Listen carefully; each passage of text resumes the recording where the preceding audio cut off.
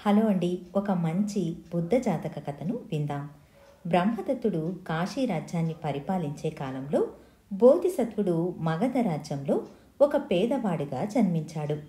అతడు మగధ రాజు పరివారంలో ఒక సేవకుడిగా చేరుకున్నాడు.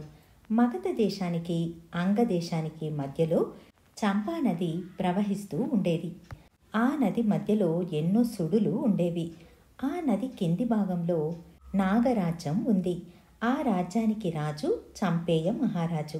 మగధ రాజ్యానికి అంగరాజ్యానికి ఎప్పుడూ పగ ఉండడం వల్ల ఏదో ఒక కారణంతో అప్పుడప్పుడు యుద్ధాలు జరుగుతూనే ఉండేది. అలా ఒకసారి జరిగిన యుద్ధంలో మగధ రాజు ఓడిపోయాడు. తాను ఓడిపోయాడని తెలుసుకున్న వెంటనే తన గుర్రాన్ని తీసుకుని అక్కడి నుంచి తప్పించుకుని వెళ్ళిపోయాడు. తప్పించుకున్న రాజు చంపా నది వద్దకు వచ్చాడు. ఇక్కడే ఉండి శత్రువుల చేతికి చిక్కి చచ్చేదానికన్నా ఆత్మహత్య చేసుకోవడమే మంచిది అని అనిపించి తన గుర్రంతో పాటు నది లోపలికి దూకేశాడు. మగధ రాజుతో పాటు గుర్రం కూడా నదిలో మునిగి పాతాళలోకంలోని నాగరాజ్యానికి చేరుకుని అక్కడ నాగరాజు సభాస్థానం ఎదురుగా నిల్చుంటుంది. నాగరాజు సింహాసనం నుంచి టక్కున లేస్తాడు. అతడు మగధరాజుకి ఆదరంగా స్వాగతం పలికి ఉపచారం చేసి జరిగిన కథనంతా తెలుసుకుంటాడు. తరువాత మగధరాజుతో, రాజా, జరిగింది జరిగిపోయింది, దాని గురించి చింతించవద్దు. అంగరాజుతో యుద్ధం చేసి మీకు మళ్ళీ ఆ రాజ్యాన్ని ఇప్పించే సహాయం చెయ్యగలను అని నాగరాజు చెబుతాడు. అలా మగధరాజుకు అంగరాజుకు మళ్ళీ యుద్ధం జరుగుతుంది. ఈసారి నాగరాజు మగధరాజుకు యుద్ధంలో సహాయం చేయడం వల్ల అంగరాజు మగధరాజు చేతిలో ఓడిపోతాడు. అటుపై మగధరాజు 2 రాజ్యాలకు రాజై వైభవంగా పరిపాలనను చేయసాగాడు. అప్పట్నుంచి మగధరాజుకు నాగరాజుకు మధ్యలో మంచి స్నేహం ఏర్పడుతుంది. ప్రతి సంవత్సరం ఒకరోజు మగధరాజు సపరివారంగా చంపా నదీ తీరానికి వెళతాడు. ఆ రోజు నాగరాజు అత్యంత వైభవంగా నది నుండి పైకి వచ్చి మగధరాజు ఇచ్చే బహుమానాలన్నిటినీ స్వీకరిస్తాడు. ఇది చూడడానికి ఎంతో అద్భుతంగా ఉండడం వల్ల ప్రజలందరూ సంభ్రమాశ్చర్యాలతో దీనిని చూస్తూ ఉండేవారు. మగధ రాజు పరిపాలనలో సేవకుడిగా చేరుకున్న బోధిసత్వుడు ప్రతి సంవత్సరం నాగరాజు వైభవాన్ని చూస్తూ ఉండేవాడు. చివరికి అతడు చనిపోయే ముందు ఆ నాగరాజు వైభవాన్ని తలుచుకుని చావడం వల్ల చనిపోయిన 7వ రోజుకి బోధిసత్వుడు నాగరాజులాగా పుడతాడు. అయితే పోయిన జన్మలో అతడు పుణ్యాత్ముడై ఉండడం వల్ల నాగలోకంలో జన్మించిన అతడి శరీరాన్ని చూసిన వెంటనే అతడికి అసహ్యం వేస్తుంది. నాగరాజు ఐశ్వర్యం మీద ఆశపడినందుకు ఇప్పుడు పశ్చాత్తాపపడ్డాడు. చివరికి ఆత్మహత్య చేసుకుని ఈ జన్మ నుంచి విముక్తి పొందాలని నిర్ణయించుకున్నాడు. అలా చనిపోవడానికి సిద్ధమవుతూ ఉండగా అక్కడికి సుమన అనే ఒక నాగకన్య తన స్నేహితులతో పాటు వచ్చి అతడిని చూసి నమస్కరిస్తుంది. సుమనను చూసిన వెంటనే బతకాలన్న ఆశ కలుగుతుంది. నాగరాజు ఆత్మహత్య చేసుకోవాలనే ప్రయత్నాన్ని వదిలి సుమనను పెళ్లి చేసుకుని నాగలోకాన్ని పరిపాలించసాగాడు. అయితే తొందరగానే అతడికి తాను వ్రతాలు ఉపవాసాలు చేసి పుణ్యం సంపాదించుకోవాలని అనిపిస్తుంది. వెంటనే ఎవరికీ తెలియకుండా నాగలోకాన్ని వదిలి మానవులు నివసించే భూలోకానికి వెళ్లాలని నిశ్చయించుకున్నాడు. అలా ఉపవాసాలు చేయవలసిన రోజులు వచ్చినప్పుడు అతడు తన భవనాన్ని వదిలి మానవ లోకానికి వచ్చి రాజవీధిలో ఒక చీమల పుట్టను చుట్టుకొని పడుకునేవాడు. అలా చుట్టుకొని నన్ను ఏదైనా గరుడ పక్షి తీసుకుని వెళ్ళాలి, లేదా పాములు పట్టేవాళ్లు ఎవరైనా నన్ను పట్టుకోవాలి, నా వల్ల ఎవరో ఒకరికి ప్రయోజనం జరగాలి అని అనుకుంటూ ఉండేవాడు. కానీ తను అనుకున్నట్టు జరగలేదు.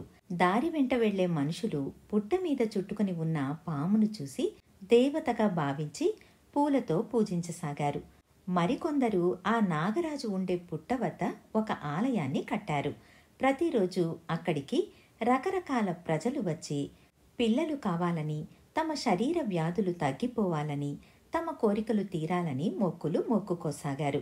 నాగరాజు ఉపవాస దినాలన్నీ ఈ విధంగా పుట్ట మీద గడిపి ప్రతి మాసము కృష్ణ పాడ్యమి నాడు ఇంటికి వెళుతూ ఉండేవాడు. ఒకరోజు సుమన నాగరాజుతో, స్వామి, మీరు ఎప్పుడూ మానవలోకానికి వెళుతూ ఉంటారు. ఆ లోకం అపాయకరమైనది, భయంకరమైనది. మీకేదైనా ప్రమాదం జరిగితే ఆ విషయం నాకు తెలిసేదెలాగా అని అడుగుతుంది.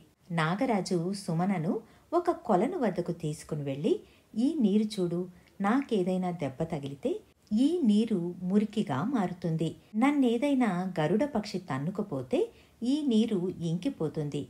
అలా కాక ఏ మంత్రగాడైనా నన్ను పట్టుకున్నాడంటే ఈ నీరు ఎరుపు రంగుగా మారుతుంది అని చెబుతాడు. కాశీ నగరానికి చెందిన ఒక బ్రాహ్మణుడు తక్షశిలకు వెళ్లి అక్కడ వశీకరణ విద్య నేర్చుకుని కాలినడకన తన దేశానికి తిరిగి వెళుతూ ఉన్నాడు. ఆ దారిలో పుట్టను చుట్టుకుని పడుకొని ఉన్న నాగరాజు అతడి కంట పడతాడు. వెంటనే ఆ యువకుడు పామును మంత్రంతో బంధించి పట్టుకుని ఒక బుట్టలో పెట్టి తన గ్రామానికి తీసుకువెళ్లి అక్కడ పామును ఆడించాడు. ఇది చూడడానికి వచ్చిన గ్రామస్తులు పాములాటకు చాలా సంతోషించి బ్రాహ్మణ యువకుడికి డబ్బు, విలువైన బహుమానాలు ఇచ్చారు. ఇంత చిన్న గ్రామంలోనే ఇంత డబ్బు వస్తే ఇంకా పట్టణంలోకి వెళ్లి పామును ఆడిస్తే ఇంకెంత వస్తుందో అని ఆ బ్రాహ్మణ యువకుడికి ఆశ కలుగుతుంది. వెంటనే అతడు పామును తీసుకుని కాశీ నగరానికి బండి మీద ప్రయాణం చేస్తూ బయలుదేరుతాడు. ఒక నెల కల్లా కాశీ నగరాన్ని చేరుకుంటాడు. ఈ నెల రోజుల పాటు నాగరాజు ఉపవాసాలు చేశాడే కాని ఆహారంగా బ్రాహ్మణ యువకుడు ఇచ్చిన కప్పలను తాకనే లేదు. నేను ఈ బ్రాహ్మణుడు ఇచ్చిన ఆహారాన్ని తీసుకుంటూ ఉంటే మంత్రశక్తులకు లోబడి ఈ బుట్టలోనే ఈ యువకుడి వద్ద ఖైదులాగా జీవించాలి అని నాగరాజు తెలుసుకుంటాడు. బ్రాహ్మణ యువకుడు నాగరాజును కాశీ నగరంలోని ఎన్నో గ్రామాలలో తిప్పి ఆడించి అక్కడి జనాల నుంచి అపారమైన ధనాన్ని సంపాదిస్తాడు. ఈ పాములాట విశేషం గురించి త్వరలోనే కాశీరాజుకు తెలుస్తుంది. అతడు ఆ బ్రాహ్మణ యువకుడిని పిలిపించి పాము ఆటకు ఏర్పాటు చేస్తాడు. ఇంతలో నాగలోకంలోని సుమనకు తన భర్త నెల రోజులైనా రాకపోయేటప్పటికీ ఏదో జరిగిందని భయం వేసి నిజమేంటో తెలుసుకోవాలని కొలను వద్దకు వెళుతుంది. కొలను నీరు ఎరుపు రంగులోకి ఉండడం కనిపిస్తుంది.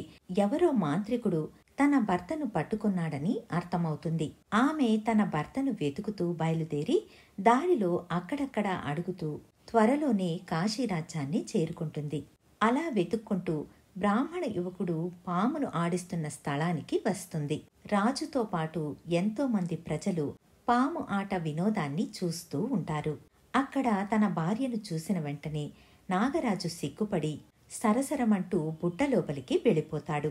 అప్పుడు సుమన మానవ స్త్రీ ధరించి రాజు వద్దకు వెళ్లి నమస్కరించి, మహాప్రభు, నాకు పతిభిక్ష పెట్టండి అని అడుగుతుంది. అంతలో బుట్టలో చేరిన పాము కూడా బయటికి వచ్చి అందరూ చూస్తూ ఉండగానే అందమైన యువకుడిలాగా మారుతాడు. కాశీరాజుకు ఆ నాగదంపతులను చూసి ఎంతో ముచ్చట వేస్తుంది. అతడు వాళ్ళిద్దరినీ ఒక వారం పాటు తన అతిథిగా సత్కరిస్తాడు. తరువాత వారితో పాటు తాను కూడా తన పరివారంతో కలిసి నాగలోకానికి వెళ్ళిపోతాడు. నాగలోకంలోని ఐశ్వర్యాలను, అందచందాలను, వైభవాన్ని చూసి ఎంతో ఆనందం వేస్తుంది. అతడి ఆశ్చర్యానికి హద్దే లేకుండా పోతుంది. ఇంతటి వైభవంలో తులతూగుతున్న నువ్వు పాము రూపంలో ఆ చీమల పుట్ట వద్ద చుట్టుకోవడానికి కారణం ఏంటి అని అడుగుతాడు. దానికి నాగరాజు, అయ్యా, ఇక్కడ ఎంత వైభవం ఉన్నా కూడా జన్మరాహిత్యం పొందే సౌకర్యం మాత్రం మీ మానవలోకంలోనే ఉంది అని చెబుతాడు నాగరాజు. ఆ మాటలు విన్న కాశీరాజు పరమానందపడి తన రాజ్యానికి బయలుదేరుతాడు.